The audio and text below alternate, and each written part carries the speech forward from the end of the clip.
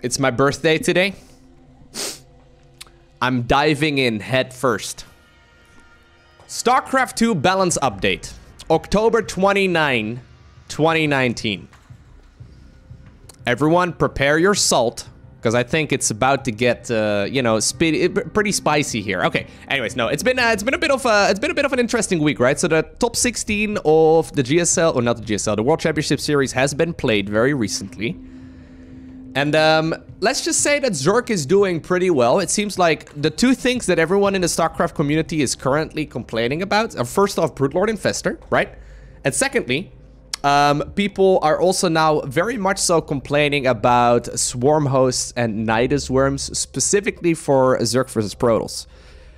Now, there was already previously a set of balance changes that they announced. This is apparently a new set. I'm not entirely sure. Hi all, in the excitement before the culmination of this year's WCS finals, we think it's a good opportunity to revisit the proposals made earlier this month with a fresh perspective. Special thanks to Wardy and his Balanced Test Mod Invitational, which showcased these new changes in action. Very cool. After further watching games and following feedback, below are a few changes we would like to make to the testing queue. So for those of you unfamiliar, there is a testing queue over here. I tried queuing up for this, took like 20 minutes. And then someone tried to barracks rush me, which absolutely did not get changed in the balance test changes. So, anyways. Oh, okay. First things first. Viking health increase from 135 to 150 is reverted. I actually really initially liked this change. It was actually a pretty significant buff. One of the things that definitely would affect, especially like TVT and TVP. I don't think it would really worry too much in Zerg versus Terran, but based on feedback, we'd like to pull this change back for now due to concerns surrounding the Vikings' subsequent increased power in TVT, as well as its increased strength in earlier parts of the game. If the Viking had any deficiencies, we believe they exist later on when endgame units and area of effectability start coming into play. Thus, if necessary, we'd like to instead tackle the Viking strength in late game with alterations to end-game units from other races, such as Tempests, rather than the Viking itself. Fair enough. I still kind of think that they probably want to change the Viking a little bit. I noticed when they were first announcing the newly announced set of balance changes that included this one, Hero Marine looked so happy, okay? Big Gabe was really excited about it. And he explained how good this would really be and whatnot, even though it's only like a small improvement. It's only a 15 HP improvement. He explained that it's gonna open up probably a lot more variety and stuff in build orders. Yeah, so I don't want to disappoint Big Gabe is what I'm trying to say. I actually do like this change still, but maybe they're right and they should just address it with either like a late game buff, like maybe an upgrade you can research in like, I don't know, the Fusion Core or something that increases their health a little bit. I would still like to see a little bit of a change there, but yeah, I'm not too invested into this one necessarily. Now, the one thing I heavily disagreed with the previous set of balance changes was the change to the Battlecruiser. So, in the first like 10 years of me playing StarCraft 2, okay, maybe 9 years of me playing StarCraft 2, I only saw Battlecruisers in very, very specific scenarios, either because someone was memeing or because they were trying to, like, you know, show some bad manners in the late game, right? Like, as like a BM tool for your opponent to get out of the game, right? Battlecruisers never were used for a very long time because they kind of sucked. Now, in the previous set of balance changes, they announced that they were gonna push live after BlizzCon, which is just in a couple days, really. They said that they are basically reducing the strength of the Battlecruisers significantly, and I really do disagree. Like, the more I think about it, the more I disagree, because I really, really like the fact that Battlecruisers are a core part of the game. So, they're reverting a bunch of things. Battlecruiser tactical jump cooldown increased from 71 seconds to 86 seconds. Reverted, okay. Remove the Research Neuroparasite upgrade. Infestors now come with Neuroparasite by default. Also reverted. Okay. I actually think that this makes a lot of sense, because this, in effect, is also a direct nerf to Battlecruiser openers, which I was okay with, only if they would not actually, like, go through with, like, the other Battlecruiser changes, right? So, they've now also altered Tactical Jump. It now stuns and puts the Battlecruiser into a 1-second vulnerability phase before it teleports. So that means there is one more change that they did go through with the Battlecruiser. Weren't there 3 changes to the battlecruiser? So the main reason why they wanted to change... Oh yeah, Yamato cannon, right. The Yamato cannon, basically right now, if you have burrow and your opponent shoots Yamato cannon at your queen, you can like quickly burrow the queen and dodge it, which I really think is cool. I highly agree with all of these changes. I think it's very good. I think it makes a lot of sense. So last update, we tested a variety of battlecruiser related changes aimed at broadening counterplay against the unit. At the same time, we believe the way in which battlecruisers are currently used are overall pretty cool. After feedback, we'd like to prune and alter our changes such that we improve the feelings of fairness when fighting against battlecruisers and at the same time preserve the core of current battlecruiser play. Okay. Very happy with this. I think this is very good. This was... Yeah, I feel like this set of changes was primarily aimed for people on the lower end of the ladder. Because apparently, especially in like lower leagues, battlecruiser openers are extremely hard to deal with. But, I mean, honestly, you gotta balance the game from the top down, right? Like, you can't balance it across the board. It's just not possible. So, while it kind of sucks for people that are struggling against it, just make sport crawlers blindly at like 430. If you're struggling against battlecruisers, just make a sport crawler in every mineral line against Terran at 430, okay? If you see battlecruisers, make a second one. I think that's probably a good way of going about it. But anyways, yeah, I'm glad that this is being changed. I really like battlecruiser openers. We'll be removing changes to the tactical jump cooldown and reinstating the neuroparasite upgrade. We'll also be keeping the vulnerability phase on tactical jump with one key alternative. Stun effects such as interference matrix, fungal growth, and abduct will no longer be able to cancel tactical jump and put it on cooldown. This change brings the behavior of tactical jump to be more similar to strategic recall and mass recall. Fair enough. Hey, thank you, Mars. Welcome. Dude, they're reverting everything. Reverted. So, one of the concerns I had with the previous set of announced balance changes was that there were going to be 5 upgrades in the Twilight Council. I thought that was a little bit silly. Reverted. New upgrade found on the Twilight Council. Sundering Impact. Grants Zealot the ability to deal +8 damage. I actually am a big fan of not allowing Zealots the by default +8 damage to charge. I really like that change. I don't know what they're gonna do, but we'll read in a sec. I agree with this. I agree with that. Reverted new upgrade found in Twilight Council. Yeah, I thought the Adept changes were kind of lame.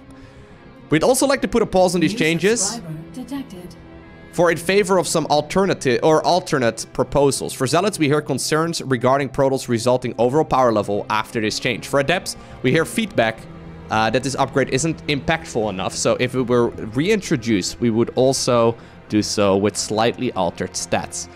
I've actually always said that Charge was too powerful of an upgrade. I don't really like it. Charge itself is great, but the fact that it deals +8 damage on impact always seems a little bit too much. Happy birthday, LOWKO. Hey, thank you, Mr. Mogo. Appreciate that. Thank you as well, Tranquil Eclipse. Thank you. Thank you, guys. Okay, so... Well, I guess we'll read right here what the changes are, right? I want to scroll down. Hold up. Can I? Okay. The charge upgrade no longer provides Zealots with +8 damage on impact. Instead, it increases the Zealot movement speed from 3.15 to 472 up. Dude, that is a massive speed increase. I like that a lot better. That sounds way better. That's faster than a Phoenix? Is it? That's the same movement speed as a Corruptor? Whoa.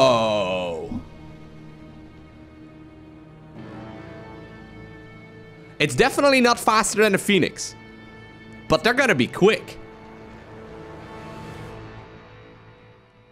I guess we can look it up. Corruptor Liquipedia. It says it right here. Movement speed. Doesn't it say it right here? Yeah. Movement speed of a Corruptor is 4725. And this one is 472. Yeah. Whoa. Corruptors are pretty fast. Okay, we'll get back to that in a second, okay? That's cool. That's a cool idea. They had the Zealot leg enhancements in StarCraft 1. I mean, current charge already increases movement speed of Zealots too, but it's going to be way faster. It's way faster than an unupgraded Prism. Stimped Bio moves at 4.7 speed. Ooh, I like that. That's pretty spicy. Okay, so new changes. Let's start with the one at the top. Active creep tumors may no longer be cancelled. Last year, we've made some changes to creep spread in order to promote the gameplay surrounding creep denial. This year, we'd like to try to take a step further with this change, aimed at the dance we typically see between Hellions and Queens. We believe this change will increase both the interaction between players and the skill cap for all parties involved.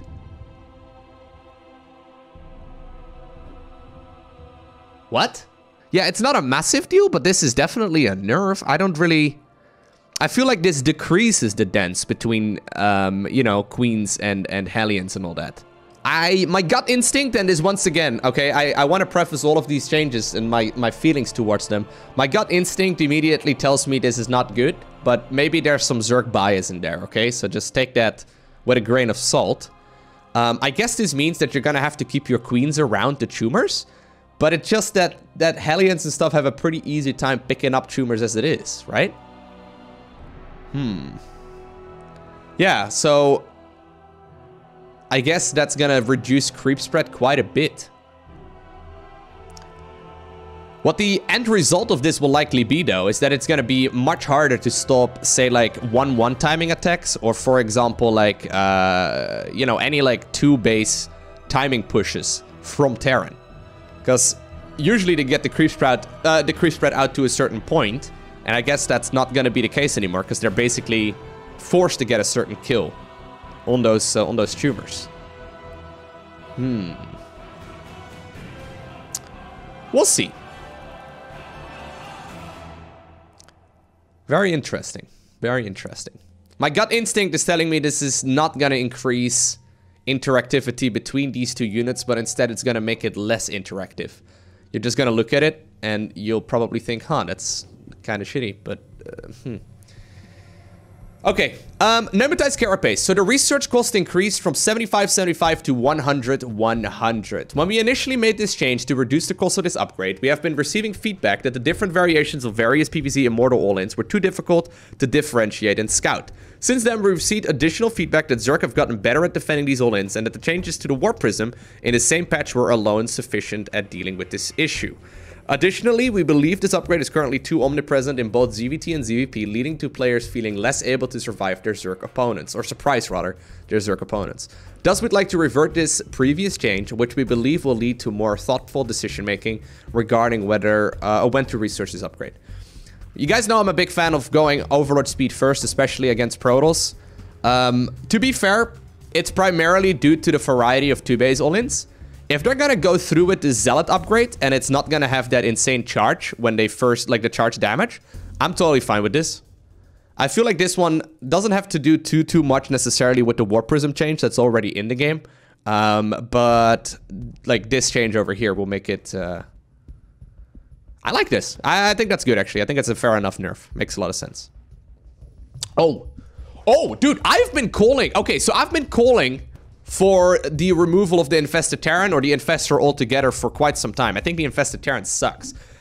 Main reason is that in game design, free units are practically impossible to balance, and it's just not very fun, right? I mean, I'm okay with the way that Swarm Hosts work right now, although that's also a bit of a touchy subject.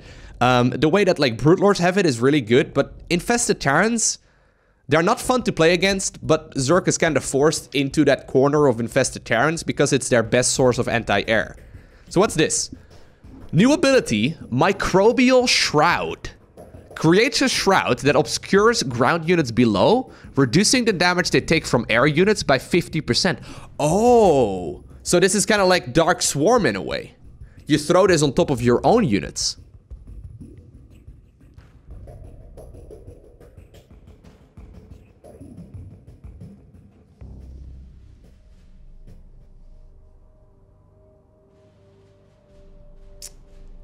Huh.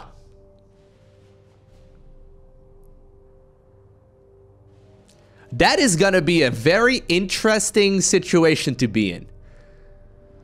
I don't know if this also includes spells, because the main reason why people don't use Hydralisk in Zerg versus Protoss is because of the fact that you get stormed so easily.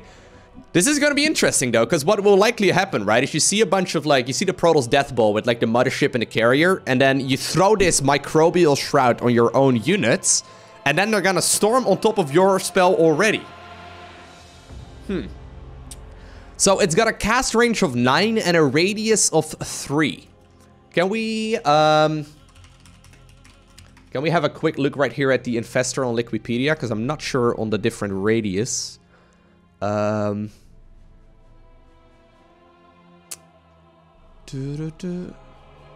this is range 10. Radius... Oh, okay. So the radius is bigger than fungal growth. What about Psionic Storm? Radius 1.5. Whoa. That is massive. This is primarily going to be helpful against carriers, right? Like, this is going to help a lot against carriers in particular. I'm not sure if this would affect Corruptors. So creates a shroud that obscures ground units below, reducing the damage they take from air units by 50%. So I don't think this is going to help at all for Corruptors, right? Because it says specifically ground units below. So the only time you would use this is when you have either Queens or Hydralisk that you want to use as anti-air. Yeah. Area of Psionic is 7. Area of the new ability is 28. Pi times radius times 2. Okay, we're not going to do math over here, okay? But yeah, it is a big radius. Yeah, I think obscure just means it's less visible. It's not gonna be. It's like Dark Swarm, right? Like it's not gonna be invisible, but it's gonna be harder to spot them, but it's not gonna be invisible.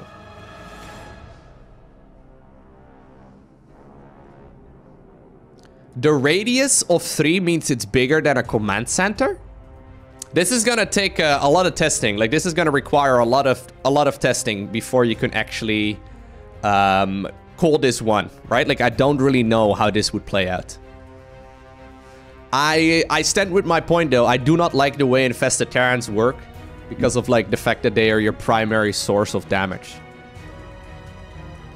When it comes to like dealing with air units, I'm not sure. Okay, so apparently the new upgrade for that ability is found in the Infestation Pit. You need a hive in order to research it. It's 150, 150. Research time is actually pretty long too. So that means that this is going to be interesting. Basically, when you initially get the Infestor, you're only going to be able to cast Fungal Growth. It's only going to have a single spell. You need to research, obviously, Neural Parasite, and you need to research this new thing called Microbial Shroud. Gotta say though, I love this in concept a lot better than the Infested Terran. So here's what they wrote. While we're not completely shelving the previous proposed changes to the Infested Terran, we'd like to try an alternate proposal. This new ability is designed to replace the anti-air role that the Infested Terran ability occupied. So what I've been suggesting, by the way, what I've been talking about a lot on the live stream, is just straight up removing the Infestor entirely and adding in a unit that can actually like deal damage to air. Like, for example, Scourge. I would love to see Scourge instead of the Infestor. And then maybe tweaking Hydralisk anti-air a little bit. In a way, this creates a buff to Hydralisk anti-air. In a way. It's not entirely the same because they take less damage from especially carriers. But there's gonna be some counterplay right now to those air units. I'm not sure though. Yeah, would this make Hydralisk the preferred anti-air choice? I have no idea. The alternative would be Queens and Corruptors. They used to be a great timing attack where you would go for Queens and Hydralisk against Protoss when they were first switching into carriers. Now that one is nowadays countered by Storm in particular, but I mean, obviously this would make that kind of push a little bit stronger because carriers are just not going to be able to deal that much damage then. Yeah, we don't really know too much though. So we don't really know the effect of shrouds or this microbial shroud when it comes to armor. Is it gonna first off like half damage and then go through armor? Or is it gonna go through armor first and then...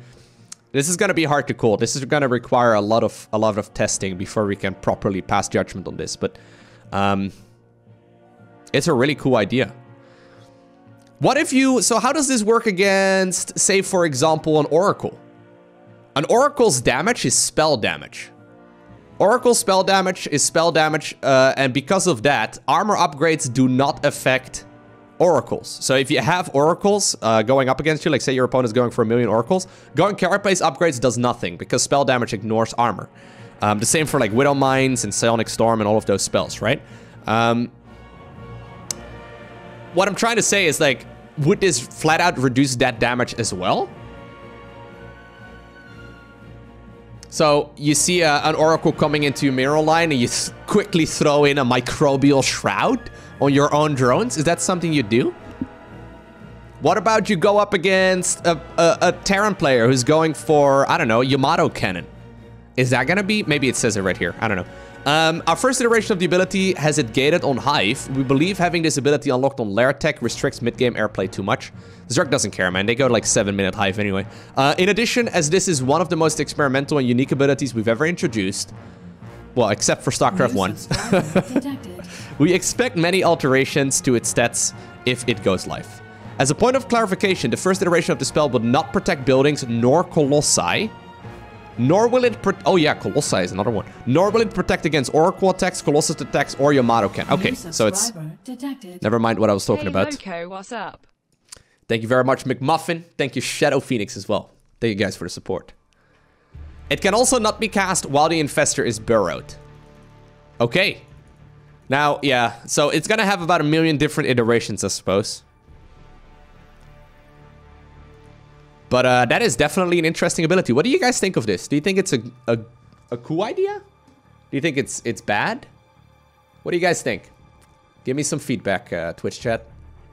It's a cool idea. It sounds next to useless. Why does the Infestor now seem useless? No one's ever called the Infestor useless. Not a fan. I like it, but maybe Hive. It's too much time. I don't know. So the issue right now with Infested Terrans is especially once Zerg is able to go up to 20 Infestors, right? Infestors, right? And just spray 1,000,000 Infested Terrans. So, I mean, the fact that it is Hive tech doesn't really affect too much. So, what I don't like, right, with the Infestor right now is that it's the primary source of anti-air. And what that means is that Zergs will go 20 Infestors, 30 Infestors, right? I kind of want all of the spellcasters in StarCraft 2 to be like supportive casters. Like basically units you sort of have in your mix of units, but that aren't going to necessarily be your main damage source, right? So you don't want to go for 20 High Templar, you don't want to make 20 Vipers, but you do want to make 20 Infestors. I hope that maybe with a change like this, it could be that like you want to get like 3 Infestors into the mix just because it's a good idea. I'm not sure, though. I'm not sure. I guess in the late game, Zerg will still have Neural Parasite available, too, so you might still want to make at least, like, 10 Infestors. What about you have, like, 10 Infestors for Neural Parasite and, like, 3 to, like, throw up a bunch of Microbial Shrouds on your own Infestors, so they don't die very quickly if they retarget with their Carriers or Tempest or something. There's about 1,000,000 different ways that this can be used that I just come up with in a few seconds, right? Like, people are gonna be far more creative than that. Yeah, say you all of a sudden get teleported on by a bunch of battlecruisers, which happens every once in a while. You can just throw up a Microbial Shroud and reduce their damage by 50%. It sounds really cool. Very interesting. So cast radius 9 is significant. That is basically the range of like Queen anti-air or like a Colossus with extended thermal lens. And then radius 3 is apparently about the size of a command center is what someone said. I don't know if that's true, but it's going to be a very large spell that you can cast at a very large range. So we'll see. Yeah, right now Hydras really are not good against battlecruisers? With this spell, maybe there will be. I don't know. Very interesting. I'd like to see how it plays out. Okay, so Nidus Worm and Nidus Network. So they've already announced a change to the Nidus Worm that basically makes it like unload and load up a little bit slower. And they also announced that you can only deploy one Nidus Worm at a time until like the 14 seconds are over, and then you can deploy a new one. What was the upgrade called again in the evolution chamber to make the Nidus work as it does right now with loading and unloading? Because I've been giggling about that one. What was it called again? Does anyone remember? They gave it a really dirty sounding name. Secreted coating. Yeah. So in order to like make your Nidus Worm like load up and eject units at the same time as it does right now, in the new patch, you need to get a research in the evolution chamber called secreted coating, which is literally another way of saying Nidus Worm lube, but I guess they couldn't do that. Anyways, we generally enjoy the increased usage, so they're increasing the worm from 50 to 75. Okay, we generally enjoy the increased usage of Nidus Worms this year, and we believe one of the keys to its increased usage is the decreased worm cost of 50-50 compared to 100-100. Definitely, yes, 100%. However, at the moment, we believe that the Nidus Worms are slightly too cheap, specifically in the early and mid-game stages after our Nidus network is built. At this fragile economic timing, a filled Nidus Worm might not be punishing enough, and just the threat of the Nidus could pin too much of an enemy army at home. Yes.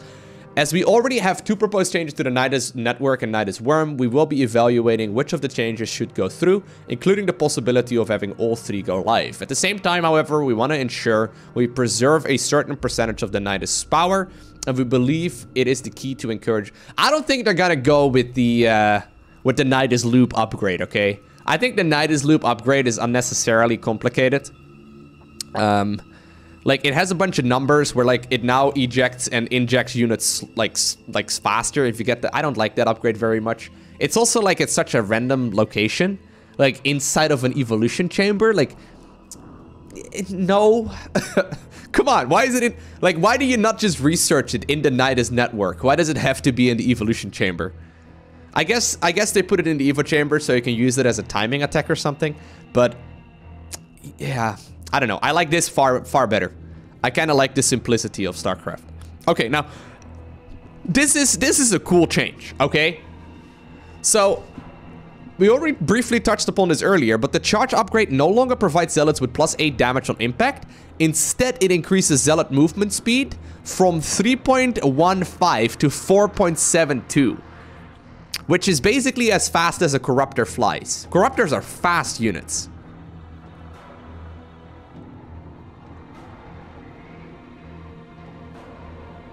Basically what this means is that they're gonna walk faster and then they charge, obviously, at a target much more easily as well. Now, if you overextend... So what is... hold up. Glial Reconstitution. StarCraft 2. That is the Roach speed upgrade. Increases Roach movement speed to 3.0.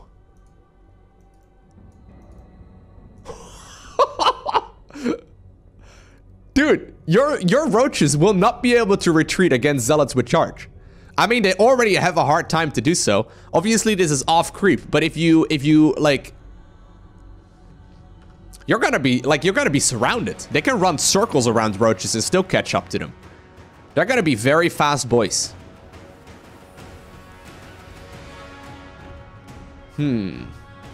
A concern we've had regarding the Zealot is its raw frontal power, especially when compared to its ease of use and the relative difficulty of defending against them.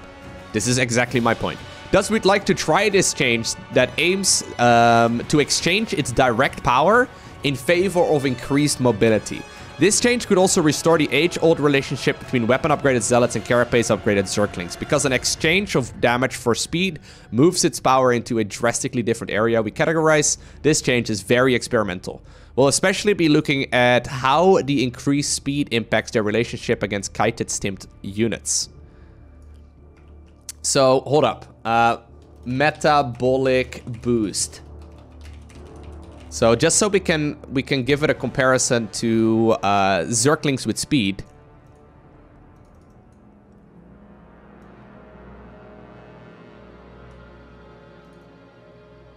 Wait, Zealots with charge are gonna have a faster movement speed off creep than Zerglings with speed? Are these numbers accurate? Is this correct?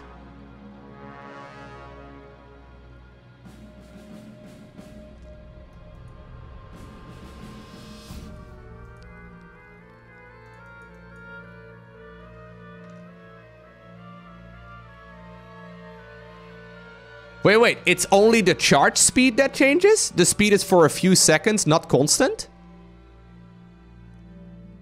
No. I think this is base Zealot movement speed. This is a constant movement speed, guys. Right now, Zealots have a movement speed increase when you first research charge. It's not as noticeable, but they do certainly become faster. Can I make like a custom arcade game or something? Is it possible to create this with the testing mod?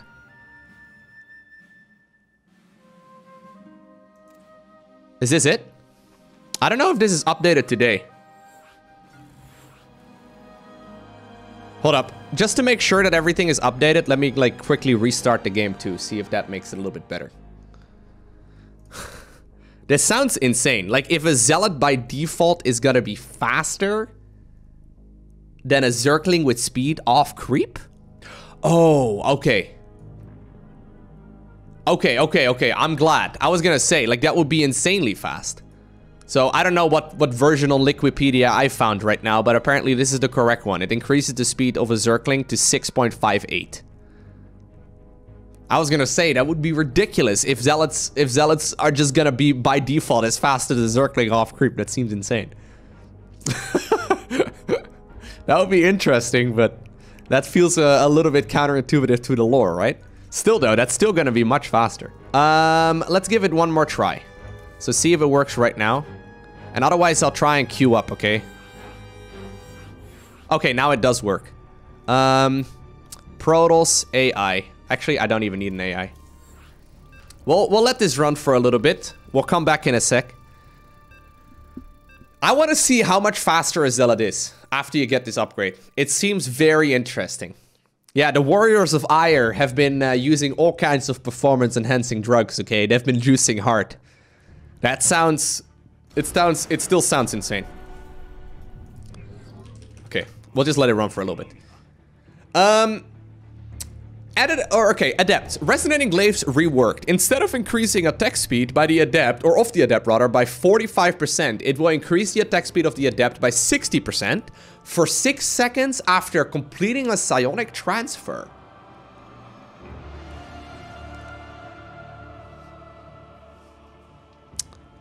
I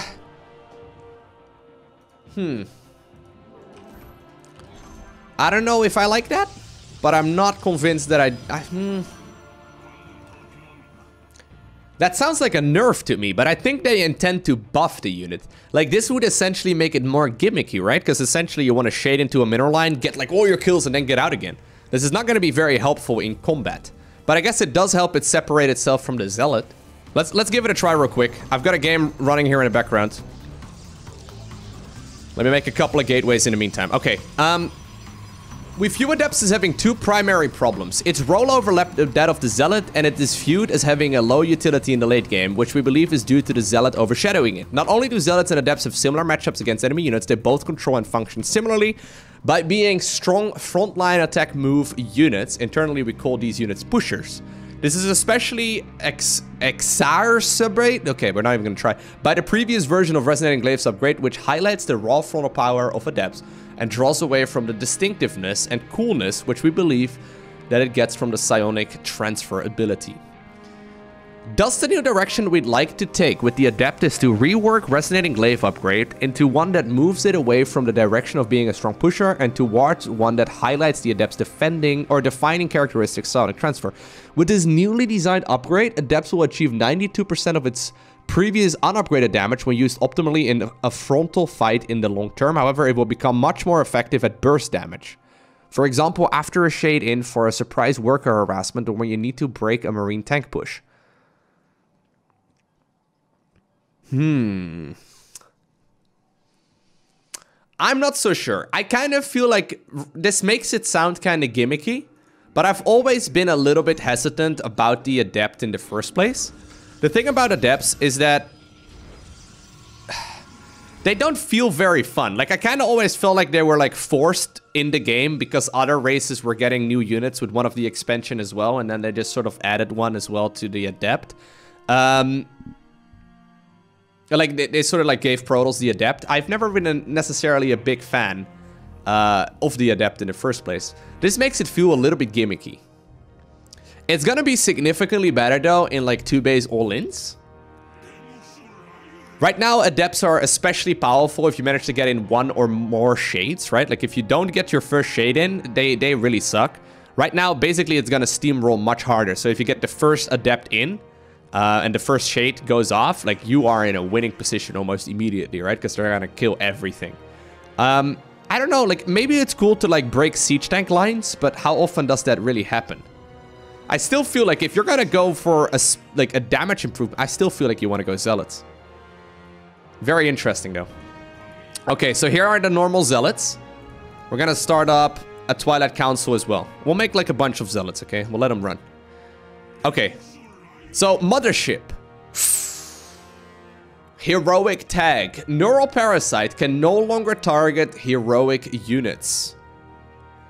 Due to the increased power of newly improved Time Warp, we have concerns that the power swing gained from abducting and then neuraling a mothership might be too high. With this change that heavily leans to its gameplay fantasy, a mothership will always be able to contribute to the fight in favor of the Protoss player.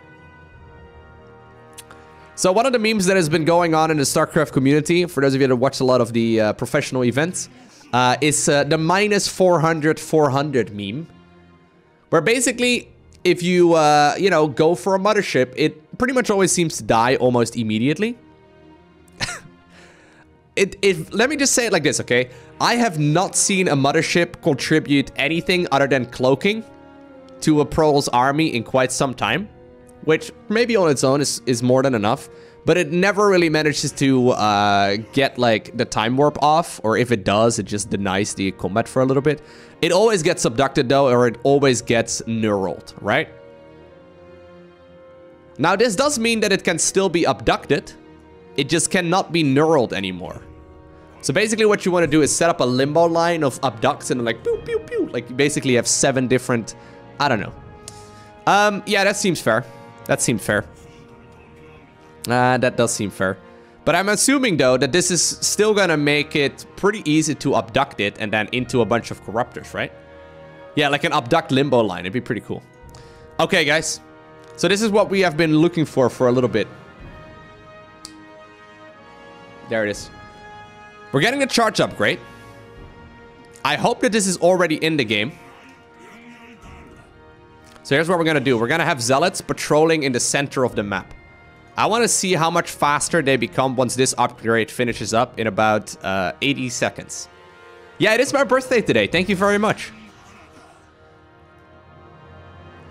So I hope that the new upgrade already is accurate. So movement speed right now, 3.15, and it's supposed to go up to 4.72. It's supposed to go up to 4.72.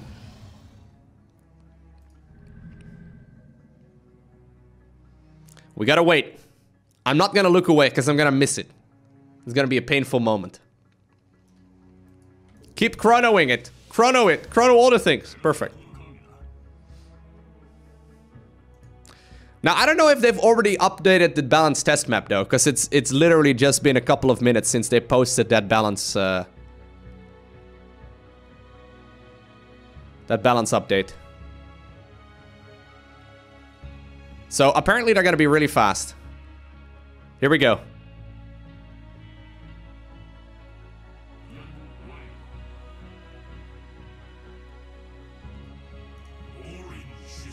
It is updated. They are way faster. Oh, look at these speedy boys.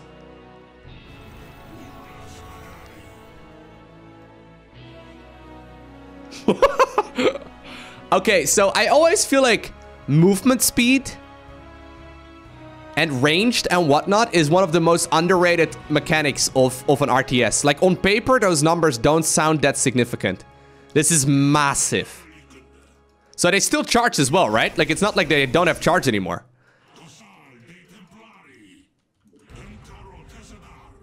It kind of looks like they use Stimpaks. Yeah, they kind of feel right now like Brood War Zealots as well. They are really quick. Now keep in mind, they will no longer have the 8 damage impact, right? So like, Zealots right now in the current version of StarCraft, when they charge forward, basically what they do is they charge and then they hit twice. And the charge deals 8 damage, and then the 2 hits deal also a bunch of damage, depending on the upgrades of the units, right? So it's gonna have significantly less burst damage, but it's gonna be much faster. So it means as well in the follow-up stages of the game that I guess drop harass or like big zealot warpins in the main base are gonna be slightly easier to deal with. Subscriber detected. So okay, I'm glad we got to the bottom of this, but it is the default movement speed. This does make them faster than warp prisms and everything for sure. Like, this makes them way quicker. Look at how fast they are. You can actually die to a Zealot run by right now. Like, if you overextend with roaches off creep, these guys are gonna kill them for sure. Like, that already kind of happens, but you can't kite anymore with roaches. Like, roaches are gonna be run around with Zealots. Like, Zealots can just walk a circle around them and still catch up. Very interesting. I like that. I like that a lot. Okay, so then apparently there's also a couple of bug fixes. The Thor's high impact payload will now receive proper upgrade values. Oracle, Void Ray, and Sentry weapons updated to prevent weapons from firing slower than intended. These units are not intended to fire slower when switching target compared to the live game. Okay, that's good, because I've seen a couple of Protoss players mention on Twitter that apparently the Oracle feels really shitty right now. Basically, they changed the bug that apparently is currently in the version of the game. And now apparently the Oracle feels really bad, so apparently that is not supposed to be the case. Void Ray, Sentry weapon icons, and upgrade levels now show properly in the info panel. Okay. Fix the bug where the lurker had less range than intended. Okay, so these changes will be published in the testing matchmaking queues shortly. Very cool. So this is the full set of changes right here. Pretty significant, guys. Pretty significant. The only change here that I'm getting a bit of a knee-jerk reaction from instantly, but maybe like a little bit of Zerg bias. I do not like this one. I think this one sucks. Active creep tumors may no longer be cancelled. Like, I don't. Am I the only one? I really don't like that idea very much. Now, we've had a look at the Zealot. I gotta go again.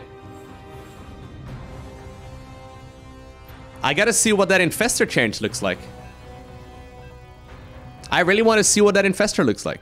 So I think with this patch, Zerg is still gonna be able to beat Skytools using Neuroparasite and Corruptors and Spore Crawlers and all that. But I'm very curious how that, like, Infestors will still be the key, right? I'm really curious to see what that change to the Infestor with, like, that new ability will look like. Now, it's gonna take some time, because I'm gonna have to go all the way up towards the Hive. And I'm also gonna have to go up towards, you know, that upgrade itself. So we're gonna have to rush Infestors, we're gonna have to rush Hive. I don't know exactly how fast you can get up to Hive, but I guess we can figure it out over here. Yeah, we want to check out the Microbial upgrade. Now, there's a lot of questions that we have about it. I can't really figure this out without an opponent, and we don't really need to go into details anyway, because it may be an upgrade that we won't actually see go live in the game, but it's a really cool concept for sure. No, there's no way it will stack, though. Like, there's no way it's gonna actually allow you to, like, throw 17 of those Microbial spells on top of each other, and then you get 0 damage, effectively. I also don't know how long it stays in place, though. Like, it really does read like Dark Swarm, right? So, for those of you unfamiliar, Dark Swarm. In StarCraft 1, there's a spell called Dark Swarm. that basically, like, you throw it up like that, and it's a buff to the units that are below it. You especially use it when you go up against, like, basically when your army is focused around Zerglings and Ultralisks. It's kind of like a defensive spell, so that's kind of why it reminds me of that, because you use it on your own units. We don't really have that currently in StarCraft 2, where you have your own units, I guess, as... Or you have a spell that you want to, like, necessarily throw on top of your own units.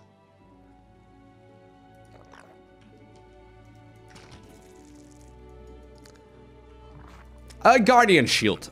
Yeah, okay, Guardian Shield, I guess. But Guardian Shield is different, though, right? Like, that's just a one-press button. You don't have to, like, target it or something. I really want to see what, like, the size of it is, because it sounds massive. Don't worry, guys. We'll be here soon enough. We just need to wait 79 seconds for that upgrade, which is going to take a little bit.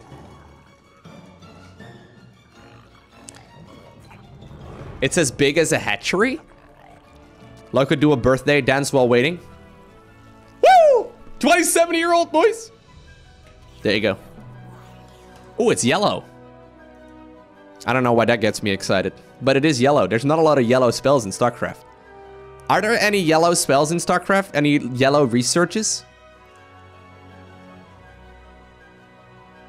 Is there a spell that you research in StarCraft that's yellow? Purification Nova? Yamato? Glaives? Parasitic Bomb? Okay, so basically all spells are yellow is what you guys are good. Fine, fine, guys. Everything's yellow. Solar Bombardment. Oh, I found the co-op player. Okay. Okay, guys, I was wrong. Jeez. No need to rub it in. Every spell is Stim Pack. Wait, no. Oh, man. Zerg needs Chrono Boost. Yeah, if you're colorblind, I guess everything could be yellow. Okay, fair enough.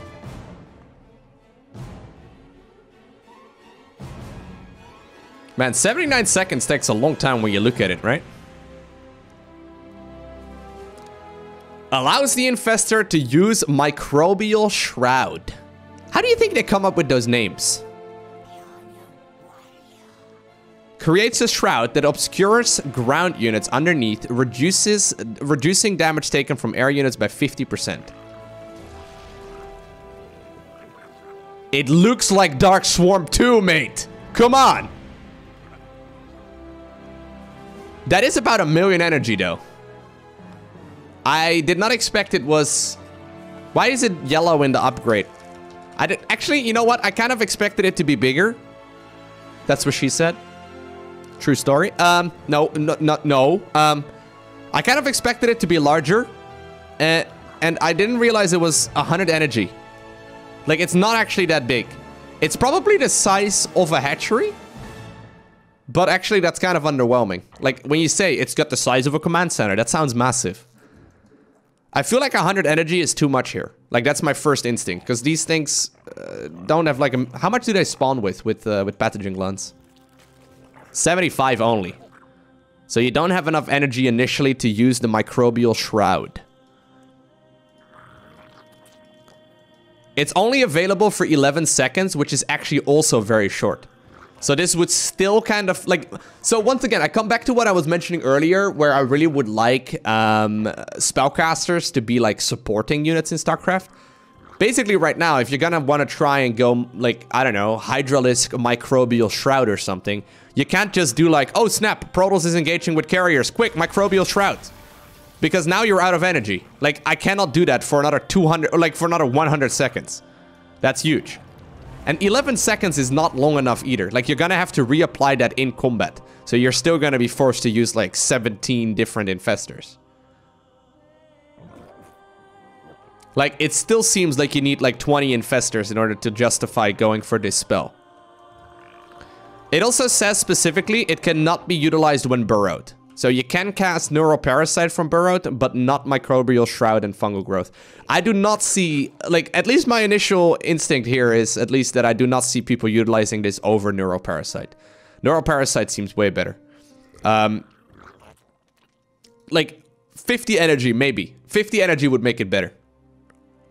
50 energy would make it that you don't need to research pathogen glands either, right? It's actually kind of small, and it's also kind of short. Story of my life. Wait, no. No more wiener jokes, guy. Come on. It's too easy, though. It's too easy. The duration is also not that long. 11 seconds. Sounds about right. No, guys. No. So I love the concept. I'm not sure about the execution. It does have the word micro in it. Maybe it has to be Microbial Shroud. Maybe that would be better. I feel like it needs to have a bigger radius. It needs to last 3 times as long, and it needs to cost less energy. but I'm not Zerg biased at all, guys. I'm not Zerg biased at all. This is fun to do, though. It does have a lot of range to cast, by the way. So if we hold up, let me give this a try. It doesn't really matter though how you look at this. If it goes into the game as it is right here, it would be a massive nerf because Infested Terrans are way better than this. Local longer duration and bigger radius was also the request from my wife. F. Okay. So the range is quite nice. But I mean, I don't see why you would actually want to use this. I'm not a fan of Infested Terrans, but yeah, this doesn't seem too powerful. Not like the new Zealots anyway. The new Zealots seem pretty good. Also, it doesn't fade away. It just like boo, it's gone. That's weird, right? Oh, I can't cast it anymore because it's about a gajillion energy. Gotta wait another 25 seconds. Maybe though the way they want it, maybe they don't want you to be able to cover your army with it. But, like, thinking about this a little bit more, right? I kind of feel like the red color is also like a beautiful hit marker for Protoss to know where to land Storm. Because you're always going to be casting this on where your army is located, right? So they're like, oh, there's Storm right here. Storm right there. Because that's where the Zerg army is at. Right? Like, it's basically like a massive, like, you know, hit marker. It's like when you play a first-person shooter, you know? And you have like a scope that scopes in. This is basically a hit marker right there where you want to go ahead and put the Storm. Right? So, yeah. Cool idea, but I'm not sure.